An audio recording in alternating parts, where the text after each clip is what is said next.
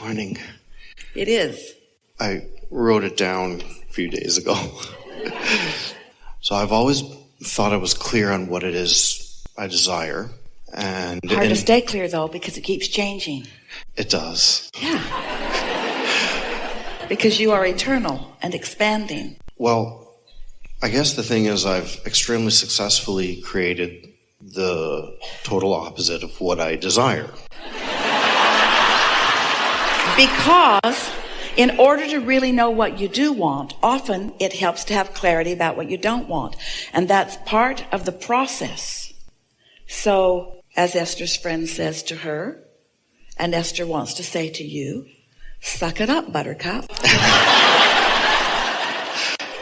We're playing with you a little bit because we want you to just chill here. But we want you to understand that that contrast is part of the process, right? The contrast is part of the process. Do you ride a bicycle occasionally? Did you ever ride one? I used to. Did you get right on it and ride right off on it? Sometimes. But the first time, what happened the first time? It wasn't pretty. Really? And so, isn't it sort of kind of the same? Doesn't it take a little while to get your balance? And even though you had an idea of what you wanted, you couldn't go right after it and accomplish it right away, could you? Because there were some things that you had to figure out, like how to find your own balance. And you got better and better and better at it, didn't you? And this is the same. That simplistic analogy applies. It does. This is an important thing. Don't go back and try to relitigate or explain or defend how it's been going or what you've been doing.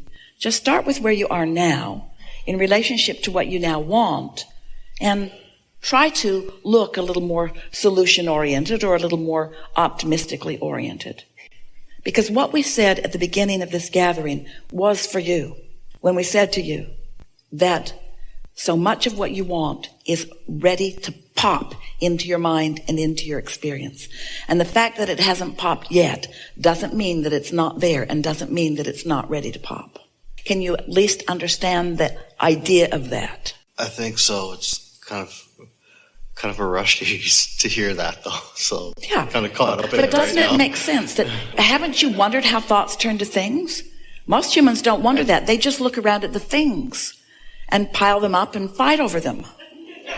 They fight over existing things instead of creating new things. But hardly any of them think, well, where did those things come from? Maybe we could get some more things from the same places that those things came from. No, let's just fight over the things that have already come. That's no fun. Yeah. Yeah. One of the, I guess, mental dilemmas I'm in right now is that since my last birthday, I've literally had many people in my life saying, well, it's too late for you now. And it's like, well, wait. Don't agree. It's too late for them. And it will remain too late as long as they say it's too late. It's too late. Because when you want something but it's too late, it's not going to show up now. But I really want it, but it's too late. But I really want it, but it's too late. But I really want it, but it's too late. That's contradictory energy. But when you say, I really want it and it's on its way, that's a whole different thing. I really want it and it's never too late. I really want it and I'm clearer now than I've ever been. I really want it and now I understand how the laws of the universe work. I really want it and what has been is not as important as what is now. And what is now feels dynamic. I really want it and I know it's coming. Listen to your words. But more important, feel how they feel when you say them. And if you find yourself saying discouraging words, take a nap. I like naps. Yeah. Yeah.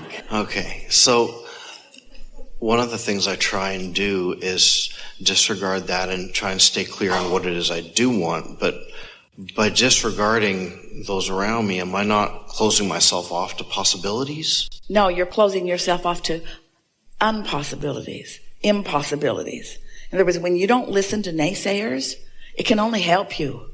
Okay, that's comforting. So let's role play a little bit. We're going to be you, and you be those that you were just describing. So I'm really looking forward to what's coming next for myself. Well, you're way too old for it. It's about 10 years past your time now. Oh, there are so many people that discovered who they were much later in life than I am. I feel fortunate that at this early age of my life that I'm on this. Okay. Do you really think that you're that sort? Do you really think that You're one of the 1% out there? Oh, I don't even think it's 1%. I think it's 100%.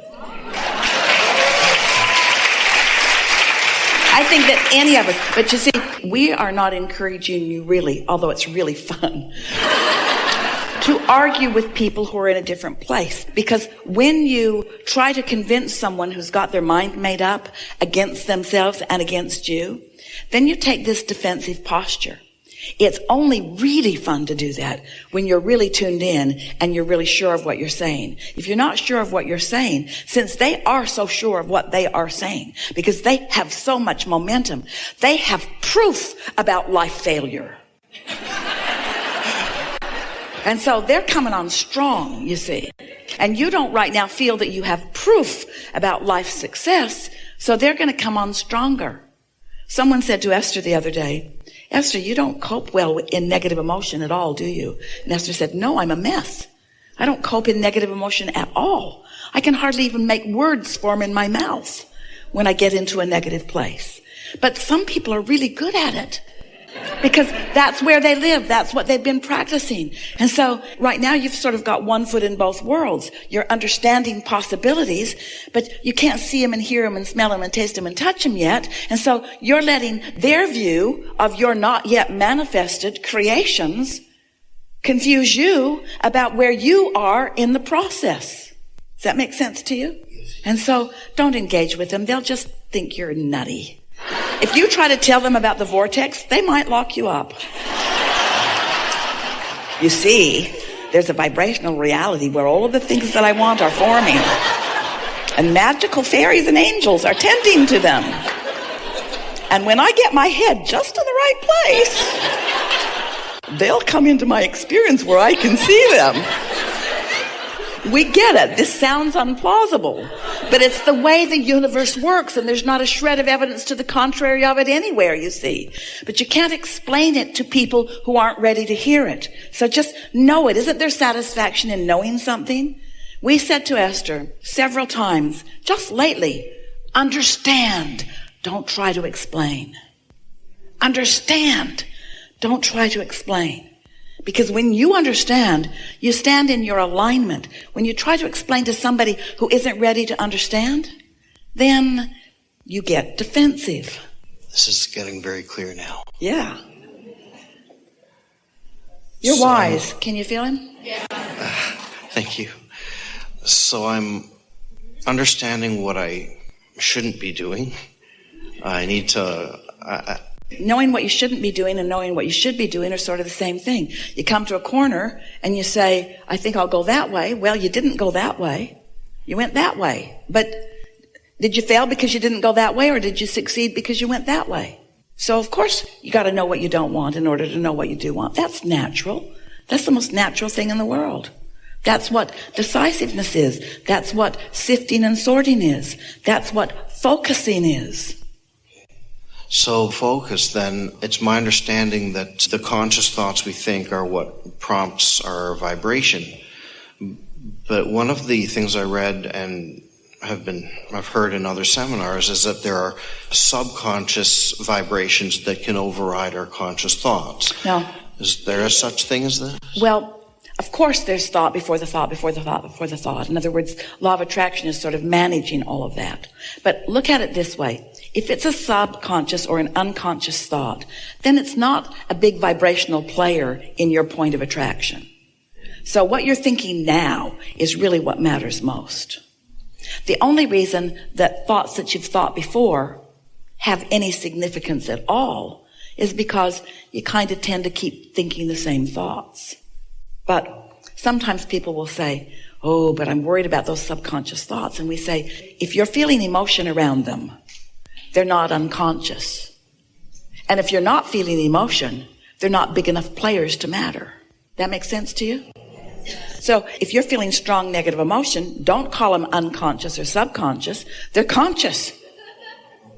And the reason that they don't feel good is because your conscious thought about whatever you're thinking about and your inner being's conscious thought in the same moment about whatever you're thinking about don't jive. Your inner being knows you can do it. You might be saying you can't do it. That's not jiving, and you'll feel negative emotion. Or your inner being is loving this person while you're not. That's not jiving, and you'll feel negative emotion. You know what we are enjoying with you the most? Is that you came with things to talk about. Good things, too. Good things. Good things. Well thought out things. But you're listening to what we're saying in this moment. And your vibration is adjusting to the conversation, which means you're comprehending, and your vibration is raising because of the conversation. You're a good listener.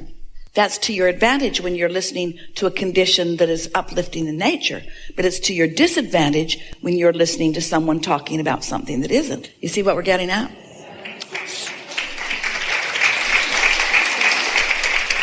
Everyone is that way to a certain extent, but you are a really good focuser.